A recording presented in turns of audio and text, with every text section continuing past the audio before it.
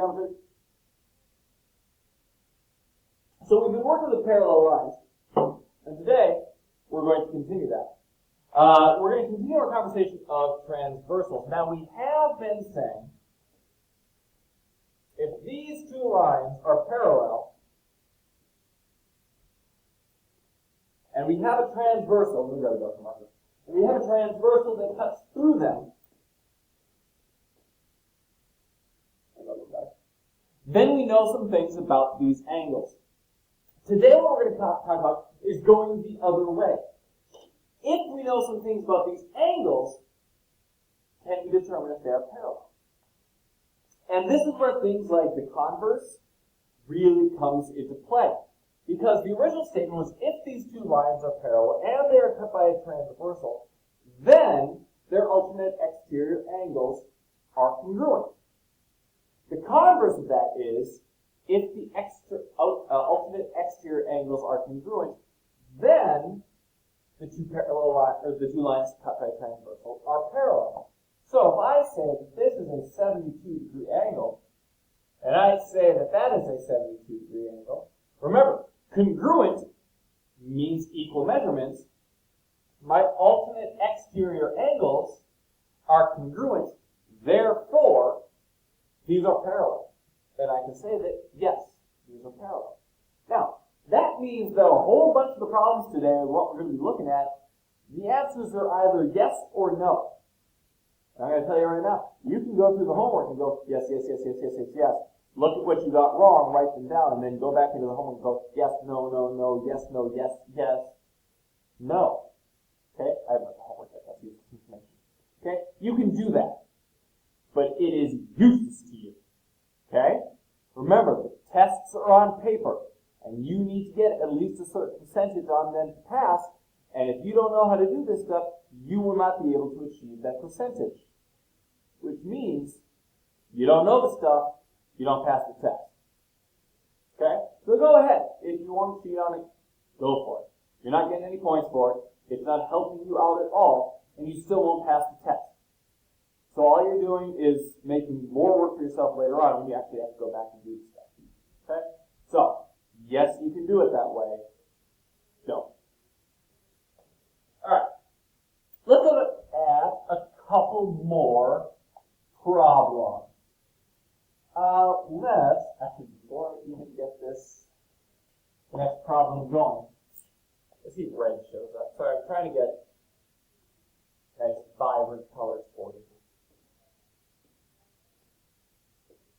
So we've got two lines. We're going to cut them with this transversal. Okay? Before we do anything else, let's just talk about what do we know is congruent if they're parallel. Excuse me. We know my alternate exterior angles are congruent. So these two will be congruent. And these two will be congruent. We know my alternate interior angles are congruent. So these two angles will be congruent. And these two angles will be congruent.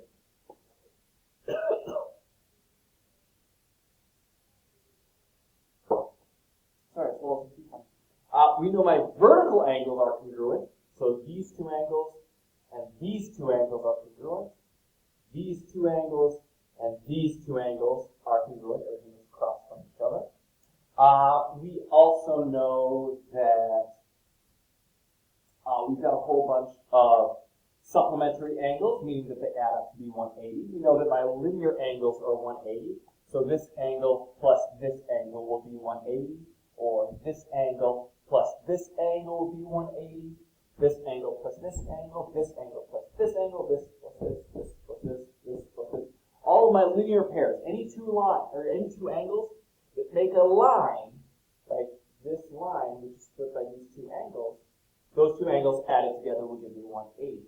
We also know that my same side interior and same side exterior angles are supplementary. So these two angles will add up to be 180. These two angles will add up to be 180. These two angles would add up to be 180, and these two angles would add up to be 180. Okay? The other set of, Remember, kind of all of this is based on the idea that because these are parallel, these four angles and these four angles all match up exactly if we're parallel. So the corresponding angles, my top right angle and my top right angle are congruent. My bottom left with my bottom left, my top left to my top left, my bottom right to my bottom right. The angles that are in the same spot correspond to each other in the same place. If we're parallel, then they will necessarily be congruent. But we're going the other way today. If we find a pair that is congruent or supplementary the way it's supposed to be, then we know that it's going to be parallel lines. So today we don't know they're parallel. But let's say that this angle is 84. So I've got an 84-degree angle down there, and I've got, let's say, an 84-degree angle right here. Are those two parallel? Well, let's look at the two angles we know. I know that if I can find alternate exterior angles that are congruent, I'm golden. And these two are alternate exterior angles that are congruent, so I'm golden. You also know that because of vertical angles, that if this is 84, this has to be 84. So something that you can file away in the back of your brain thoughts, okay? File it in there, okay? If I can get the corresponding angles to be congruent, then I know I've got parallel lines, okay? This angle corresponds to this angle, so they're going to be congruent. They're going to be parallel lines because I know that these two are the same. So they will both be 84. I'm looking at parallel lines. Let's try another one. Okay. In fact, let's make that always the goal. Let's just see if we can always get our corresponding angles to be congruent. If I say that this is 112, and this is 68,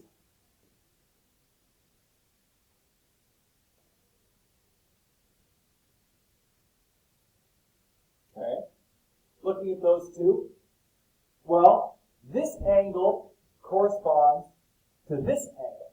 So if I want to prove that these two lines are parallel, I need to figure out what that angle is. I need to solve for this angle. Well, I know that these two angles added together will give me 180. So 180 minus 68. So if I know the whole thing is 180, and I take away a small piece of it, 180 minus 68 times the small piece, will give me what's left over. 180 minus 68, if I did my math right in my brain, will give me 112. And now I can see corresponding angles are congruent, the lines are parallel. Do another. Okay? So always try to make your corresponding angles congruent. So find those corresponding angles. You may not always have them. So you're going to have to use your vertical angles, your linear angles. Vertical, remember, are always congruent, meaning the measures are equal. Our linear pairs are always going to be supplementary, meaning they add up to be 180. So let's give myself a 65-degree angle there, and let's go with, say,